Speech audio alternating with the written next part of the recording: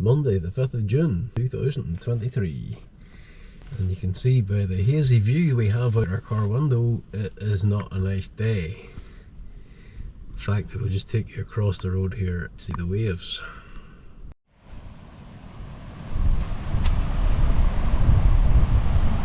Tide's well in.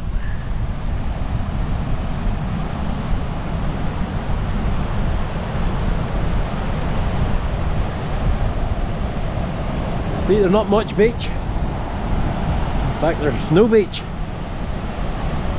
About 6 feet of sand, 6 feet of weed, and the rest of it's just cold water.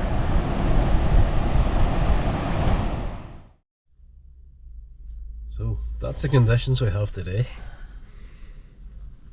And to a large extent we're just going to wing it. We have to go to Monteberg first to get fuel. Probably find a chemist. There's one thing we didn't have with us is headache tablets. No paracetamols or Eurofens or nothing like that. And of course I woke this morning with a bumming stinking headache. headache. Yep. So. But we're up, we're fed, we're showered, we're out the door. And we're behind schedule. Yeah, no, it is 20 to 12. 20 to 12. Yesterday. Yesterday we'd been on the go for about 4 hours by this stage. No. Oh well. It's holiday, so it doesn't all have to be early mornings and plans, does it?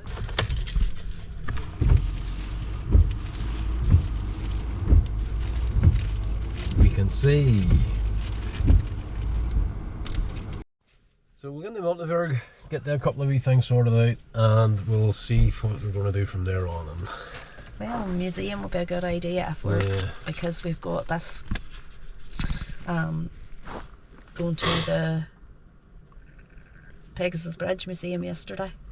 And we got this then to get us in a discount in other museums. They should be in the region of the Overlord Museum at some point.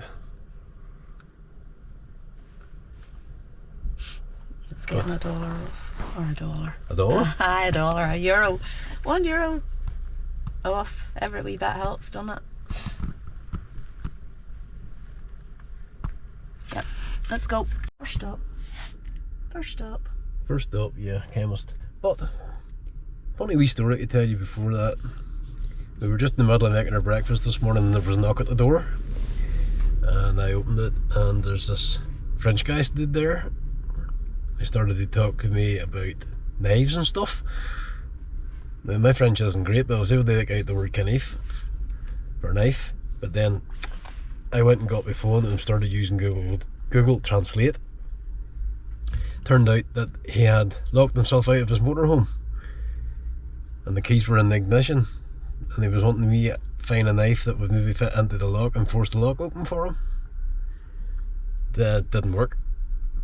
To finish up, we ended up having to hoist his wife up onto the roof of the motorhome and she managed to scramble her way in through one of the skylights and was able to retrieve the keys and open the door.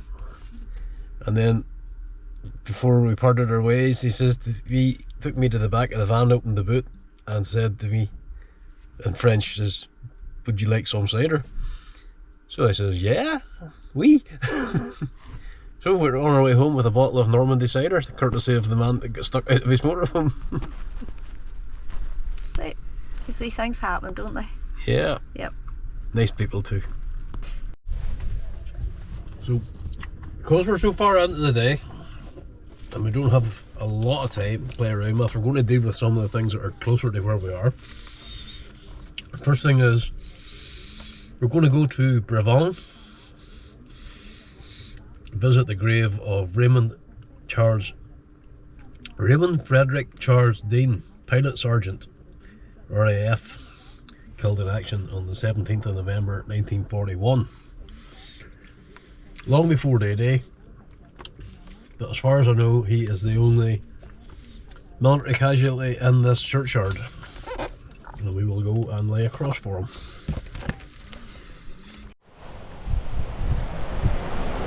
Yeah, very rough sea today. You see it? Yep. Wouldn't be one to be out there on a boat of any sort.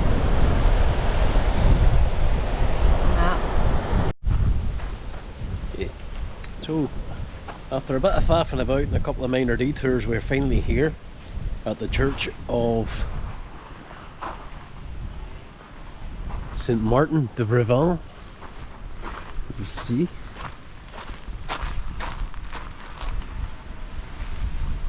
12th century church.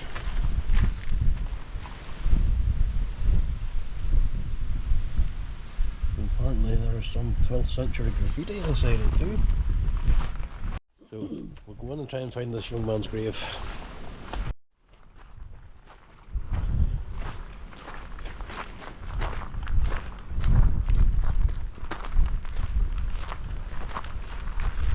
Supposedly it is the only Commonwealth war grave in this churchyard.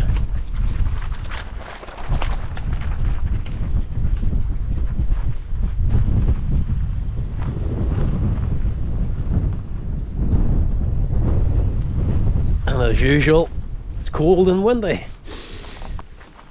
There you go, down there, look. That'll be it there with the flags. French don't make it easy.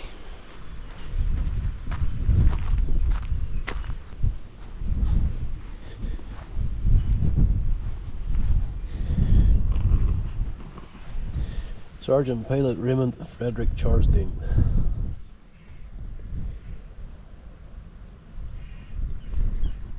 Born, raised and lived in Lower Kingston, post office near Ringwood in the New Forest in the UK.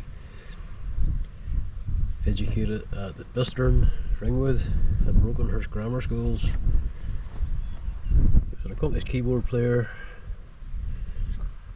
After leaving school he worked for Baker Cycle Repair in Ringwood. Here his interest in flying developed, as Mr. Baker was a keen amateur pilot. As soon as he was 18 he joined the RAF Volunteer Reserve, and after his training was posted in November 41 to 501 County Gloucester Squadron at RAF Ibsley, also in the New Forest, under the command of Squadron Leader Christopher Bunny, current DSO DFC.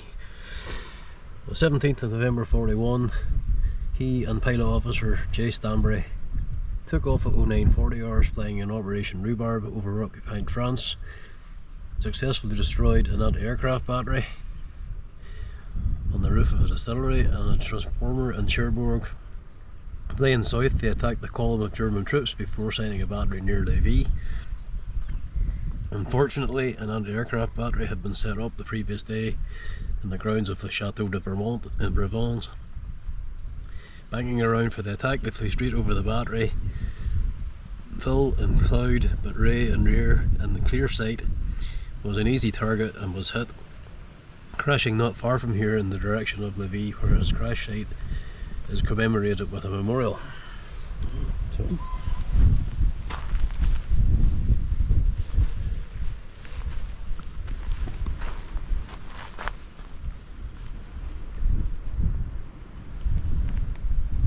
So we have this extra cross with us. I think we'll just leave it here with them.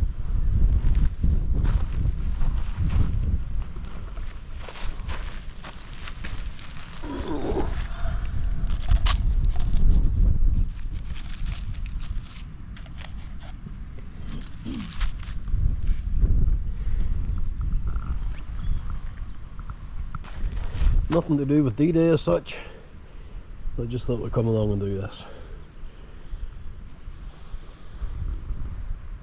Just noticing this graveyard, it's full of these white unmarked crosses.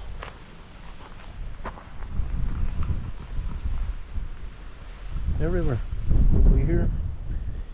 Over here, up there, here, here, here, here and here.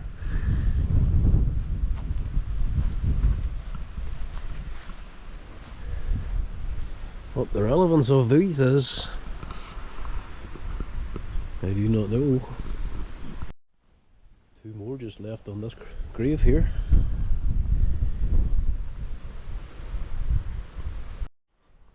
Seems to be more down the back end of the graveyard here that they're finding these white crosses.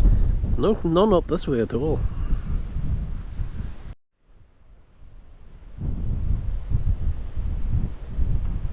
really wasn't hard to find, was it? Great war here.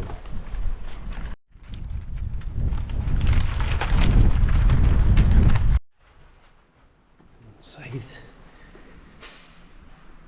Get out of the wind for a minute or two.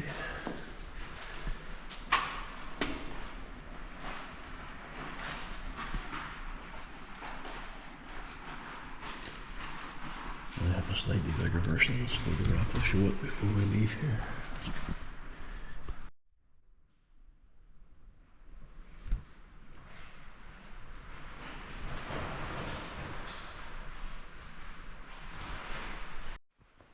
Come inside the church. Partly to get out of the way of the wind for a minute or two, but also just to have a look inside. Very ornate.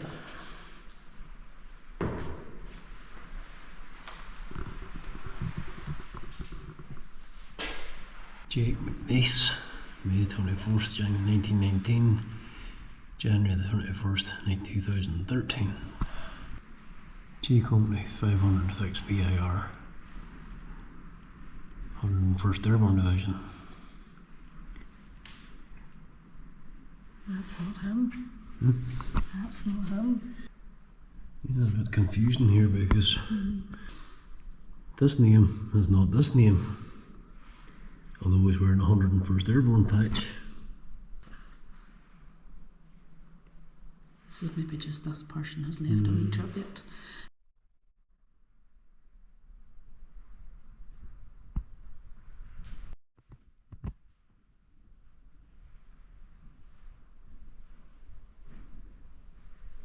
This is translated, this wording on the bottom of the window here says the parish of Brevands remembers June 1944.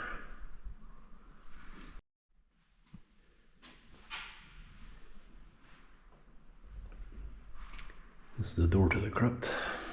Let the door to the crypt stay shut. In my rough grasp of French, this says access to the crypt can be difficult. Persons are reminded who wish to visit. There's also an accident, something like that, is it? Yes, any persons that want to visit. Risk kind of thing. The commune does not accept responsibility for any accidents. And then that's from the mayor. They are absolving themselves of any blame if anybody goes down there and hurts themselves. They'll save themselves from that. They'll save themselves, because we'll not be going down there.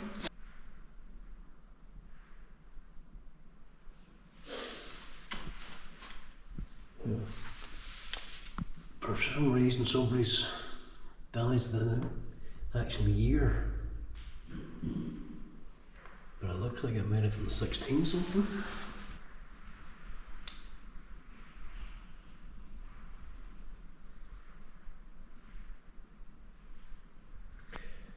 And the Menildo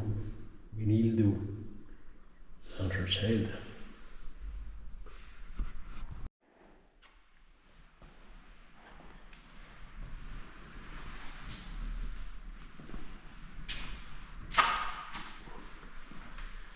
A lot of work went into this.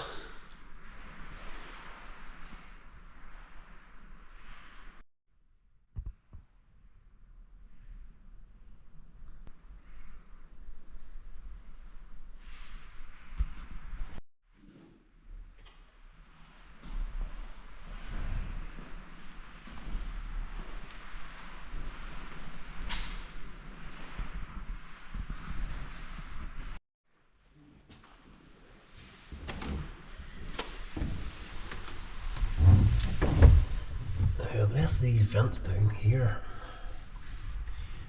are a source of heat, I I don't see anywhere else it can come from in here. It is literally as basic as it gets, with the exception of the PA speakers.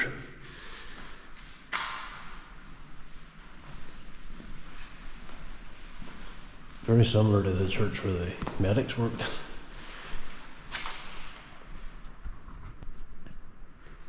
And there's no bullet holes in the confessional here. Okay, so here we have photographs from the front of the church as it is now, and as it was in 1944. Damaged slightly. And then we have these 3 American soldiers photographed in front of it.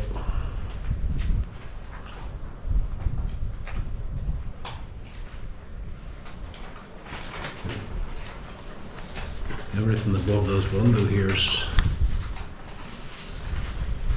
gone at this stage.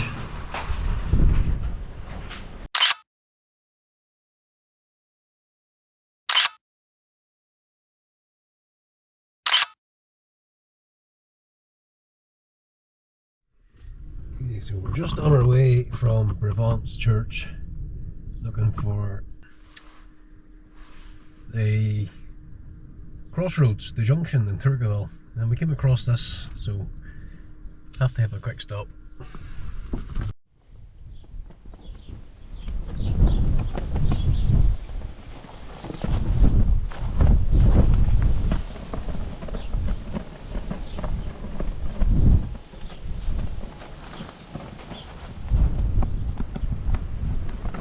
In honour and recognition of all the men, 3rd Battalion 506 Parachute Infantry Regiment and C Company 326 Engineer Battalion, Airborne Engineer Battalion. These guys had dressed themselves up to look as terrifying as possible if they came across any Germans. And the Mohawk hair equipment, the war paint. This was all designed to terrify and subjugate the Germans.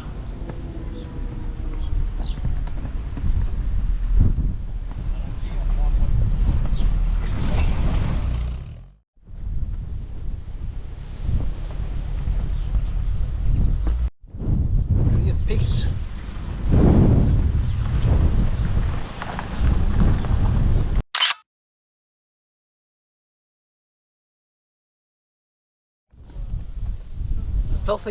Filthy 13 to be more exact.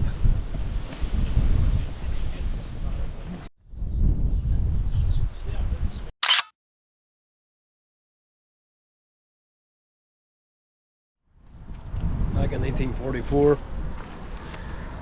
a German soldier was taken prisoner here. There'll be more.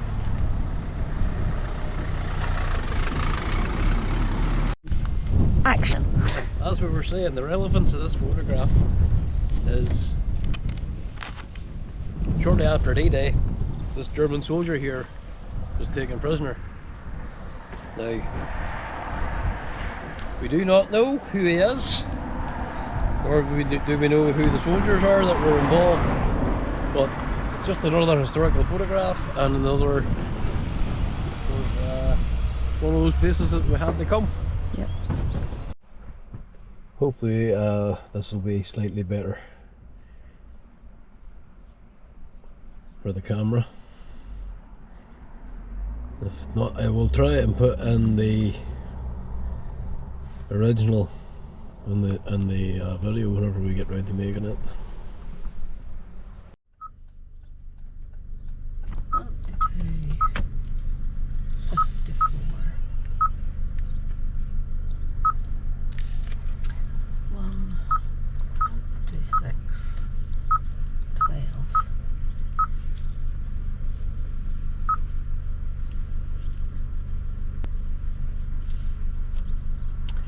Not too far away, but a bit Picauville.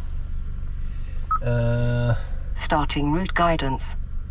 Okay, we're going to leave the Turqueville crossroads location and go find what I've tentatively named the MP's Crossroads. We'll see you when we get there.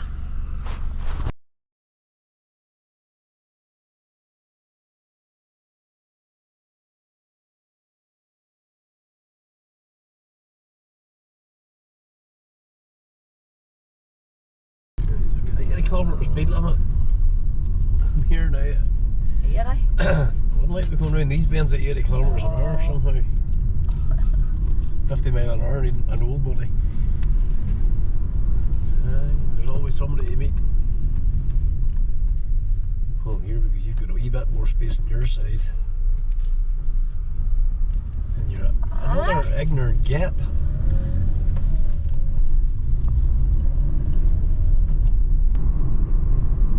Starting to turn into a nice day again. Yeah. What's the temp? 16. It's going up slightly. In 200 yards, turn left.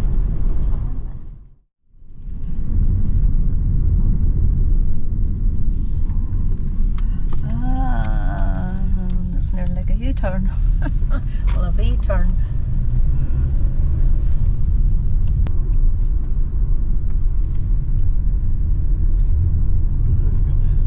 More World War II. J. Vickery. 82nd US Airborne. The All-Americans. Carmen Ladner, 101st Airborne.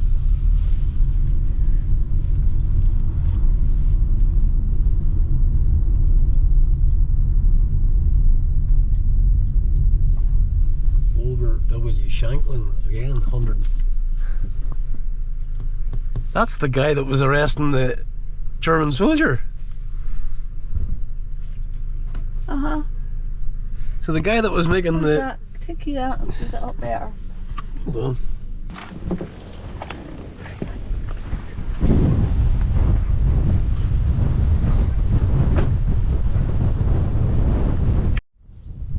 The guy in this banner is the guy that was arresting the German soldier back at the crossroads. After me saying we didn't know who he was, he just suddenly appears out of the blue.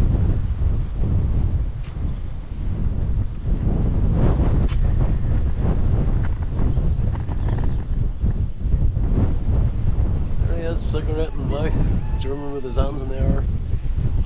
Over W. Shanklin. World War II hero.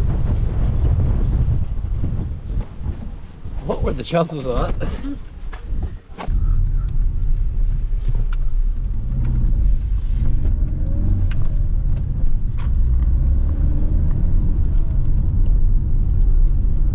For the next 1 mile, keep straight on this road.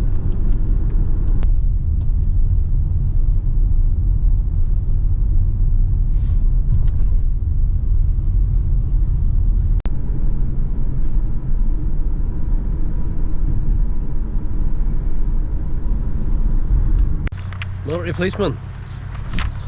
Now, not sure whether he's cleaning his gun or preparing himself a meal. He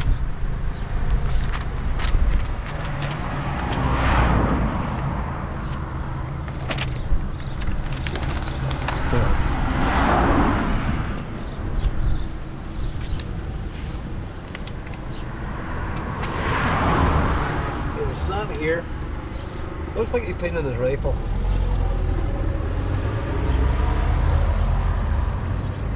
But Just another wee historical photograph. You can see. Look around here now. There's no wires.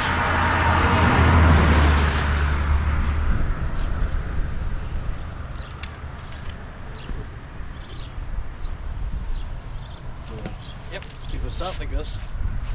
His foot in this step. His left leg tucked underneath. clean this gun. People's everywhere around him. Hanging from this cross out here.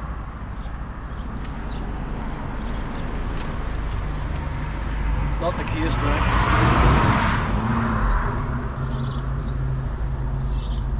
Okay. Just while we're here at this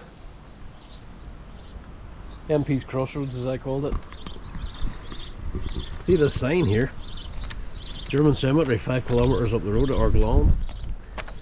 I think we'll go and have a look at that.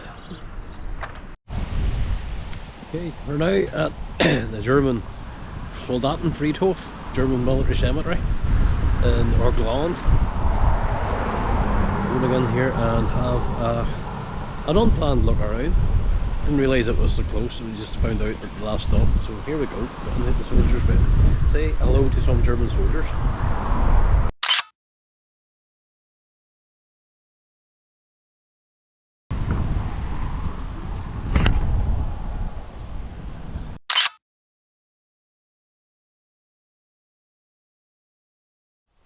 Here we have a grave with three unknown soldiers and Obergefreiter Walter Schlorke.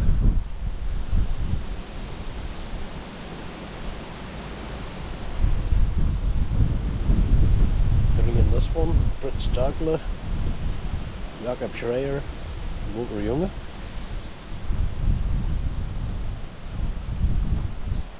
Three. Seems to be the norm here, there's 3 in each grave. You take a look at all these crosses, multiply that by 3.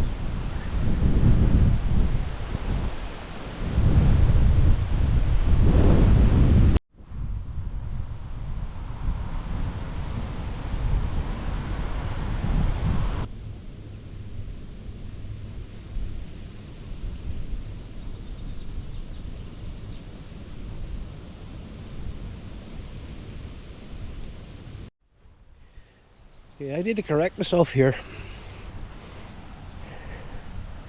See what I said, that there was 3 in each grave? It's not. There's 3 on this side of the cross. And there's 3 on this side of the cross. So there's 6 per cross. Take in all those crosses. It was way, way, way up there.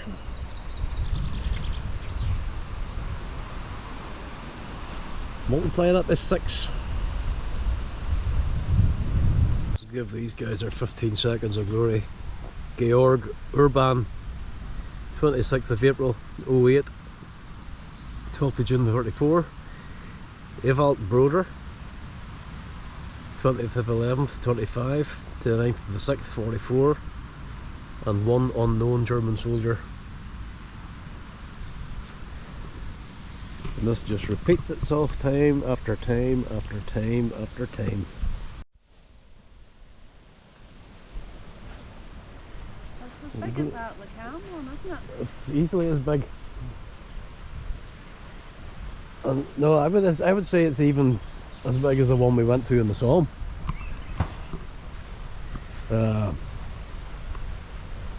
La Maison Blanche, that was called. And that was the one with all the iron crosses rather than the stone crosses. Remember it? And there was, yes, there was ones along the side. And then the great big clustered, massive stones, yes, like this here, big stone crosses.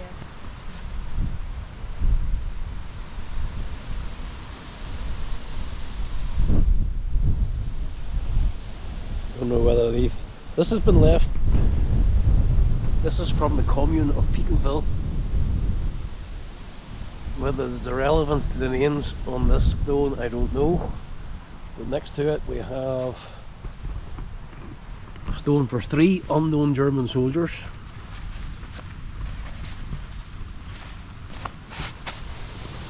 Der Botschafter der Bundesrepublik Deutschland. I have to look up what Botschafter means.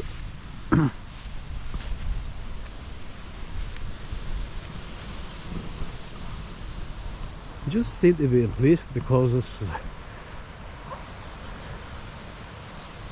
almost, if not exactly, central position and within the cemetery.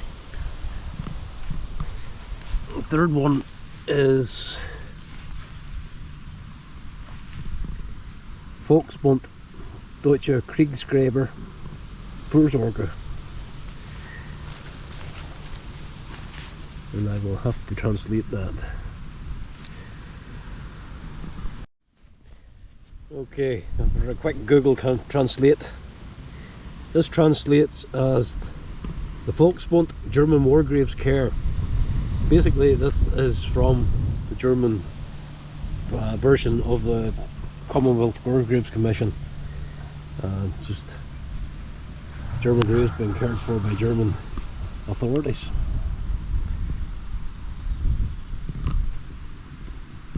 I still can't get over how huge this place is. This is massive.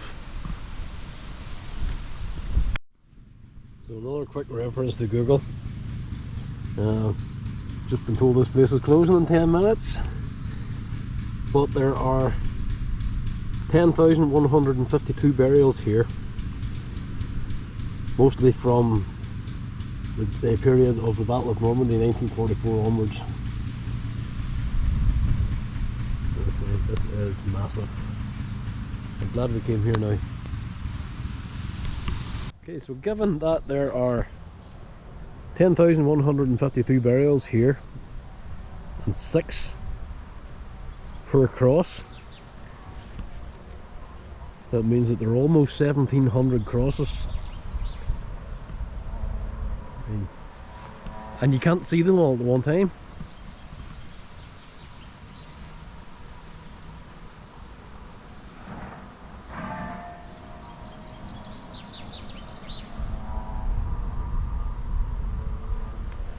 Like I said last year at Le Camp, it's all your fault, Mr. Hitler. As I said before, instead of learning about flipping Vikings, that's what I remember learning in history. Mm-hmm. Should have been learning about things like this, because I definitely didn't. Well, I did. And that's what sparked off my interest in it. No, I didn't. But I had no idea the immensity of it all until I actually started coming to these places. When I went to the Sol and saw my first Commonwealth War Grave Cemetery, I believe that was the one, pardon my pronunciation, Pushville, where Donald Eakin had an Australian relative buried. Yeah. And there was only a couple of thousand in that, but they spaced them differently. CWGC, you may have seen in my videos, the gravestones are either maybe a foot apart or else they're tight against each other and just rolled up. Yeah. And generally only one per gravestone. There are instances where they've discovered bones that were so badly mangled and tangled up together that they just put them all in the one grave. Every single person was buried. Yep.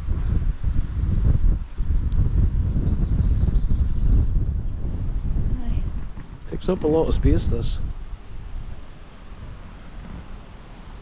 But like the more it's so peaceful.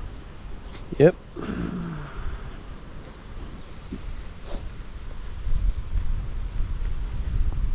There doesn't have a date, they don't know.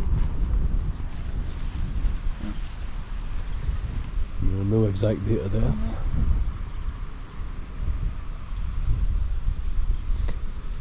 Well, these guys are all buried for the Battle of Normandy period and after, which would have been June 44 at the earliest. This guy here doesn't see his 20th birthday.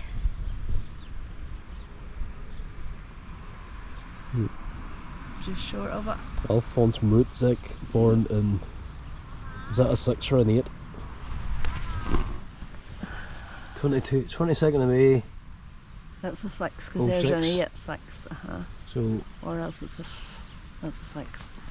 making a very educated assumption that he died in 1944. He would have been 38.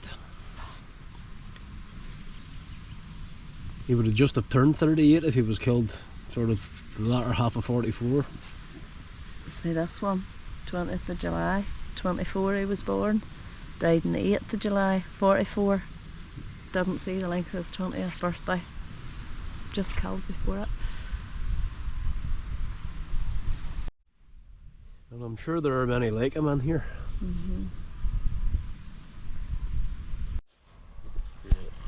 We're thinking that the number before this is /3 /2740 276. I think this is plot 3. All this is plot 3. And graves, burials number 2740 276 are in this grave. And there was just a way to check what that plot number is. Just the other side of the pathway here we have plot 11.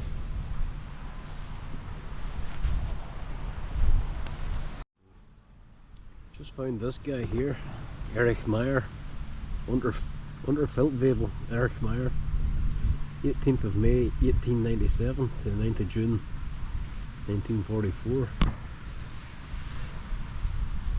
This is an indication of how desperate Germany was getting at that stage, that they were fielding men of that age. And the other end of the scale, they were fielding boys, 15, 16, 17-year-old boys. Just anybody they could get to follow uniform. There we have the other side of the argument there. Herman Munke, 15th to the 10th 25 to 20th to 6 44. Young fella didn't even live to see his 19th birthday. So as I said, anybody the Germans could get to follow uniform, regardless of age. The game was up and they were getting panicky. See, that was one of the mistakes that the Germans made. They never fully believed that the Allies would invade in the first place. And then when they did start to convince themselves that there was going to be an invasion,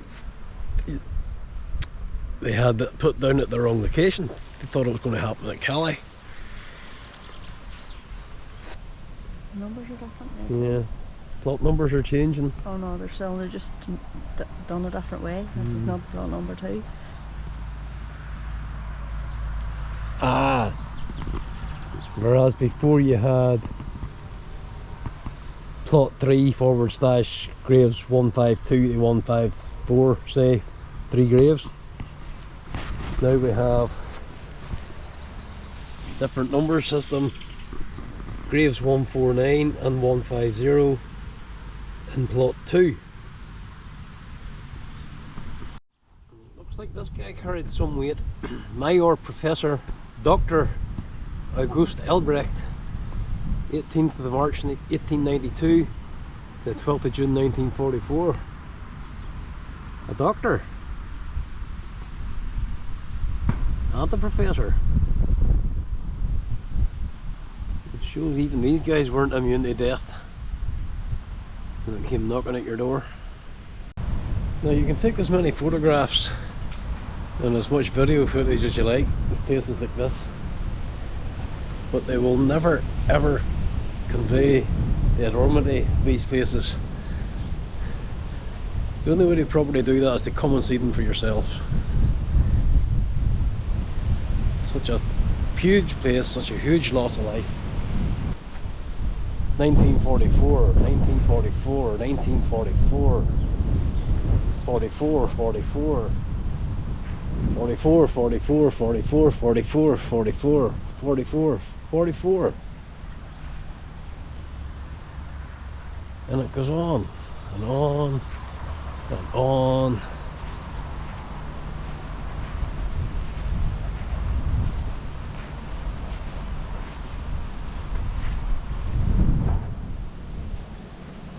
So these 10,000 soldiers probably all lost their lives in the last half of 1944.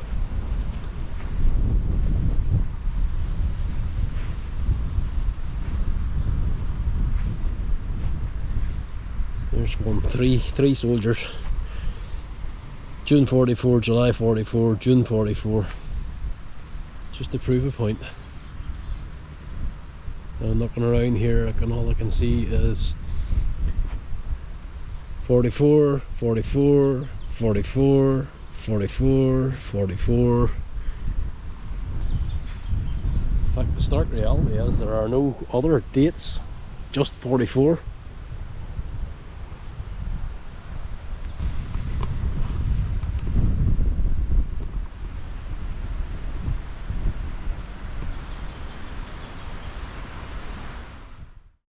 Okay, pretty poignant place, like any cemetery. Maybe they should qualify that by saying any war cemetery. But it's time to leave here now. Go and figure out what we're going to do next. We may go and visit one of the crash sites at Picauville. We may just decide to call it a day and go to Monteberg and find some dinner. There's there. So to put things into a wee bit of perspective here, where I was filming, taking pictures, was block 3 across to block 2, partly into block 1. Laura went over to block 11. There are 28 blocks altogether here.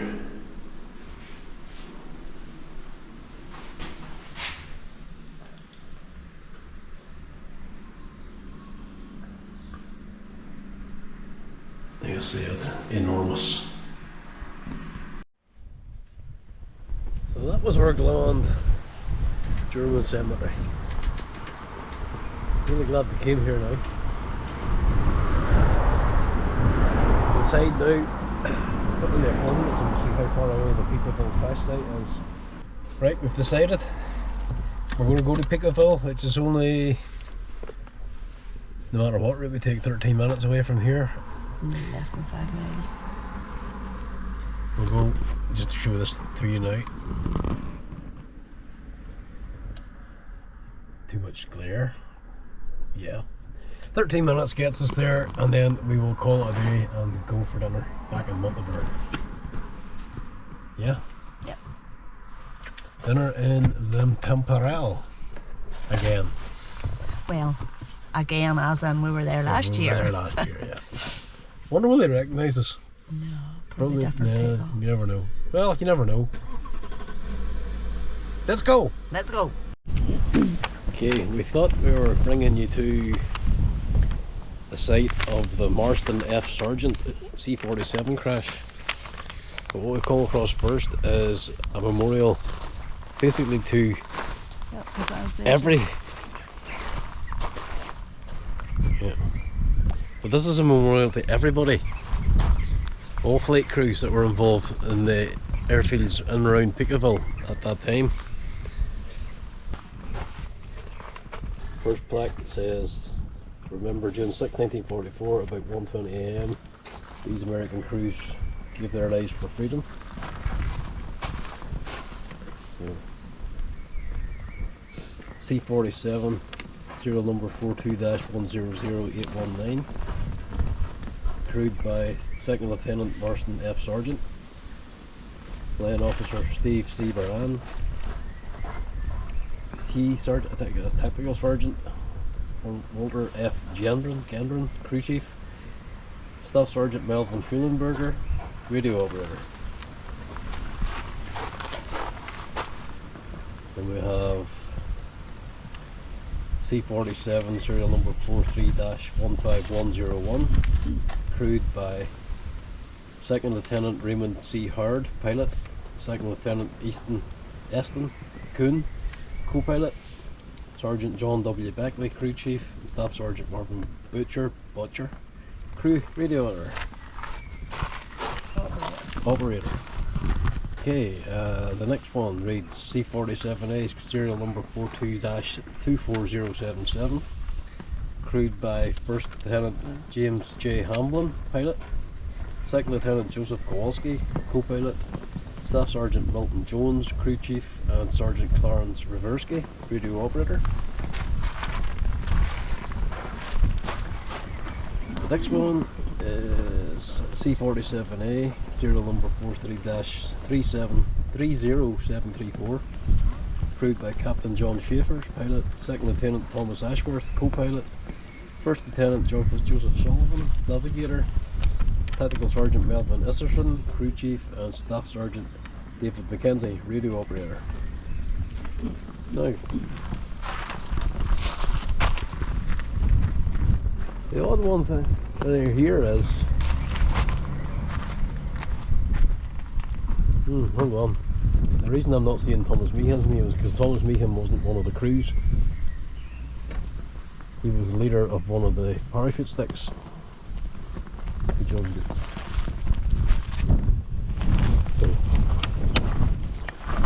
We'll check that when we go back in the car again. But the one that crashed here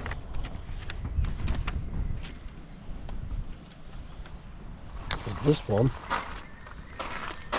Marston Sergeants 42-100819. All crew killed, all passengers killed. Shot down by flak. Full list of names of everybody that was on that plane. So we go over here first of all. We have this wall, which is built sort of like a tail end of a C-47, including the rudder.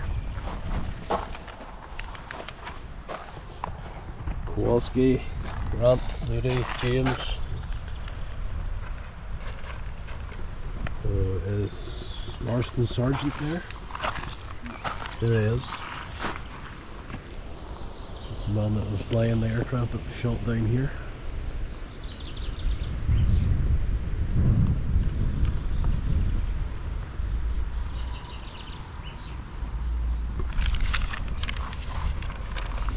There's a better layout of the actual casualty list.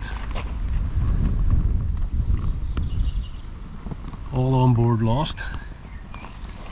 I'll read out the crew names. This is the paratroopers on board. First Lieutenant Kenneth Beattie, Sergeant Roy Speake, Corporal Eugene Middleton, Tech 5 John D. Hall, Tech 5 John L. Davis, PFC Colin Campbell, PFC Frederick Venerin, PFC Robert J. Hensel, PFC Robert M. Nemoli, Private J. Chill, Private Augustine Gonzalez, Private James D. King, Salvatore L.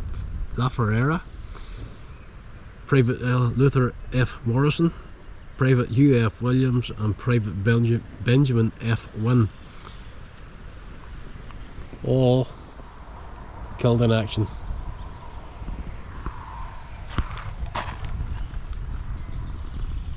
And the sad thing about it is they didn't even get to see combat.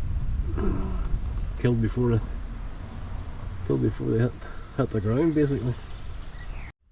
This one here is slightly different. Shot down, but the plane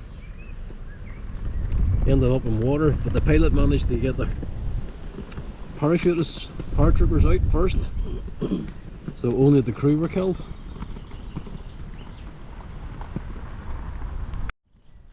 And this one,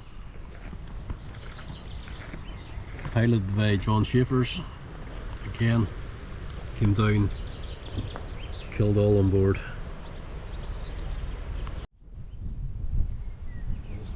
Picauville, site of a few military airfields, not necessarily in this field but in this area.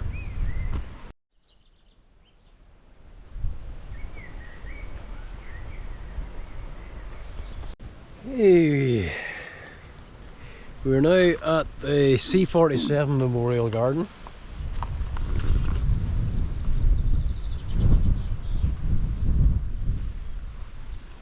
Let's read some of the legend here. This site was created to honour 20 young American soldiers, 4 crew members and 16 paratroopers who lost their lives in the crash of their C-47 on June 6, 1944. We must never forget that their sacrifice allowed the liberation of France and Europe from the Nazi yoke. This place of memory and contemplation must be respected at all times. Access is limited to pedestrians. That's go get a closer look. The first thing we're noticing is that there are trees, memorial trees planted all the way through the garden.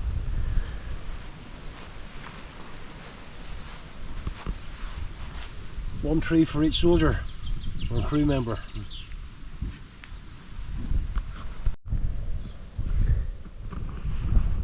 So this was where Marston Sargent's plane came down. And if we look,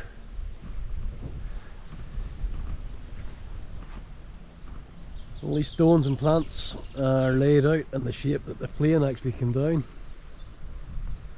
This was the exact spot. We have a photograph here. There's the original photograph of the crashed aircraft.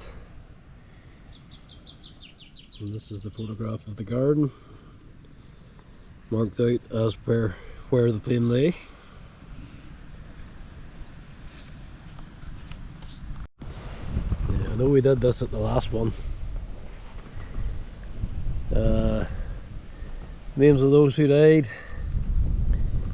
First Lieutenant Kenneth Beattie, Sergeant Roy Speake, Corporal Eugene Middleton, Tech 5 John Hall, Tech 5 John Davis, PFC Colin Campbell, PFC Frederick Fennerin, PFC Robert Hensel, PFC Robert Namoli, Private J. Cheadle, Private Augustine Gonzalez, Private James King, Private Salvatore Ferreira, Private Luther Morrison, Private Hugh Williams, and Private Benjamin Wynne. Those were all the paratroopers. Died along with Second Lieutenant Marston F. Sargent, pilot, Flying Officer Steve Moran, co-pilot, Tech Sergeant Walter Grandron, Crew Chief, and Radio Operator Staff Sergeant Melvin Schulenberger. Sorry, apologies for getting that name wrong. You can see every single tree is decorated with an American flag, a French flag, and they're also adorned with a poppy top.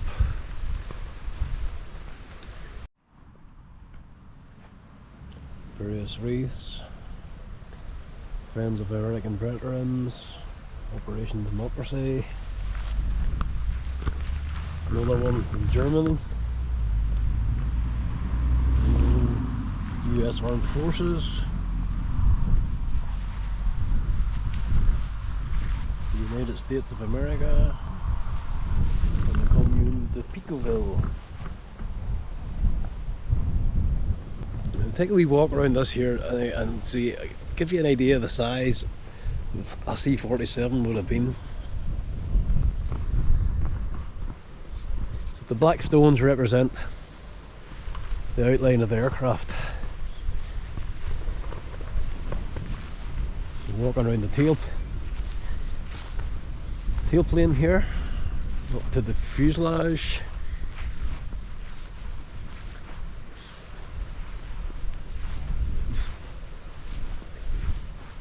The starboard wing, where the engine would have been.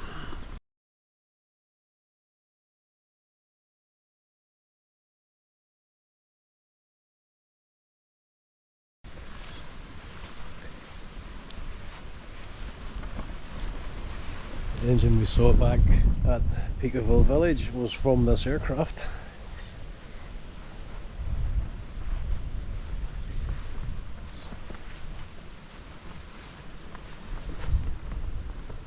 Flags, airborne France, America, and I presume that yellow one is the 8th Army Air Force. And up we come. This was a big aircraft.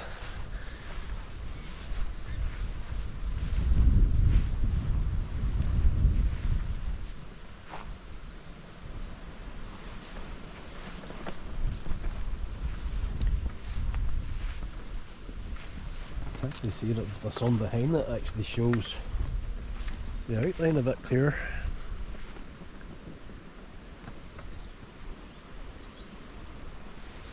It's sad that all those guys died.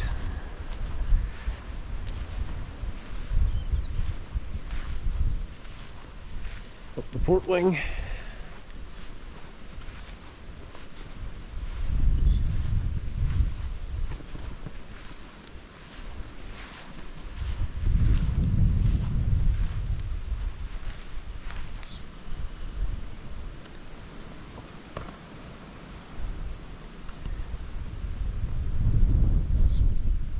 So despite being hit by flak, she came down, not entirely in one piece, but close enough that they could mark out the ground to make this memorial. Let's just have a look at some of the stones. Melvin Schulenberger.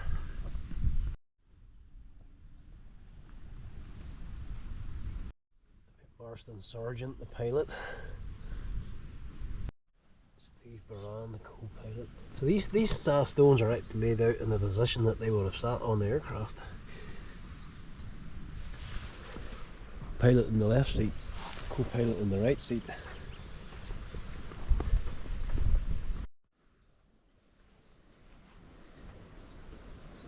So these four up front here, 1, 2, 3, 4, these are all the crew members,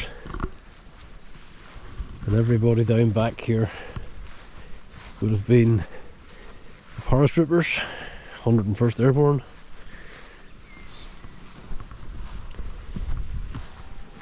They're laid out more or less in the way they'd have sat on board, lined up down the fuselage.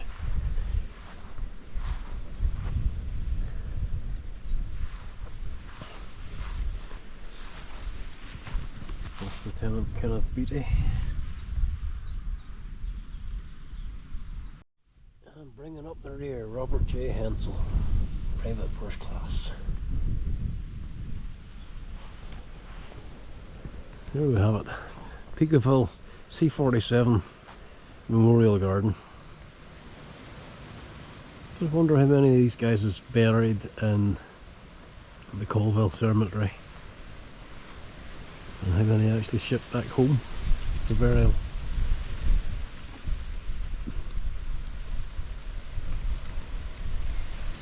Yeah, makes you think a bit. Anyway, let's move on. Right, I think that'll do us for today as far as our travelling around, paying respects, visiting crash sites and one thing and another. Do us for today. We'll go and get something to eat now. Head home, upload our footage and our photos, and decide what we're going to do tomorrow. Yes, literally decide what we're going to do. Which is actual D-Day. Yes. We'll have to think hard about that one. Yeah, and it will be an early start because it will be busy. Everywhere's going to be manic. Everywhere will be manic. What do they put my fingers up in front of the camera for again there? Forever doing that. Anyway, let's fire this thing up, let's get out of here. The one screen cleared a wee bit.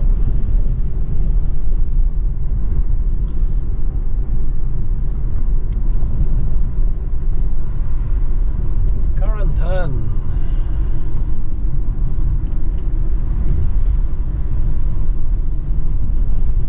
Somebody's had an accident.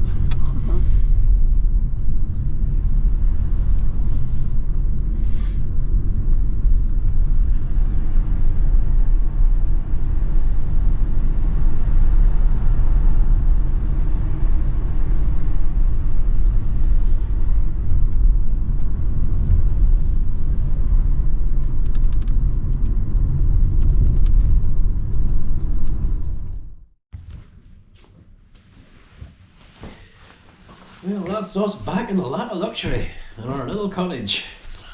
Hey, lap of luxury. Okay. Hey, doesn't everybody look very far away here?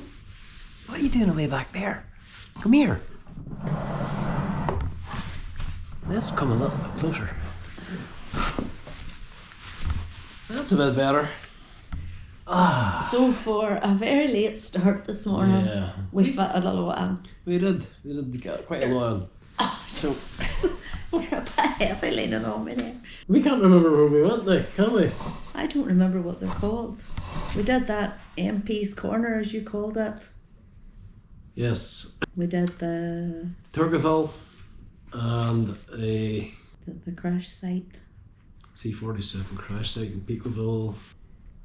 Anyhow, that brings us to here where we are now, back at the house. Arrived a wee bit too late to actually get out sitting out in the sun again, but there's always hope for tomorrow. What's actually happening tomorrow, we do not know yet. It being D-Day itself. Yeah, Everywhere's going to be really busy. we're just going to expect crowds everywhere we go, everywhere we turn. But we want to be part of it. I did make a suggestion coming down the car. If there's anything going on here in Keenaville, we might stay here and see what that turns out to be. There are other things on the different beaches, but then it won't be here. It'll be Utah Beach will be further down the at the road at the museum. see. We'll just take it as it comes. It might be just a case of getting in the car and driving down the coast and seeing what we come across. But you will come with us. Yeah, We will take you with us. Don't worry. Where we go, what is the old saying? Whither thou goes, therefore I go too, or therefore go I. Never heard of it. Did you? No. I think he made that one up. That's a biblical one. I think he made that. Folks, I think it's time to say goodnight. Yeah. We have lots of uploading to do and we have sleep to catch up on. So we call it a night. Guess who'll be doing the uploading and guess who'll be doing the sleeping. So, yes, good night from the McBees once more. We shall see you in the morning. Yeah, we set an alarm this time, just in case. Good night. Bye. Oh, that definitely was a rough day, wasn't it? We could have made that shorter, actually.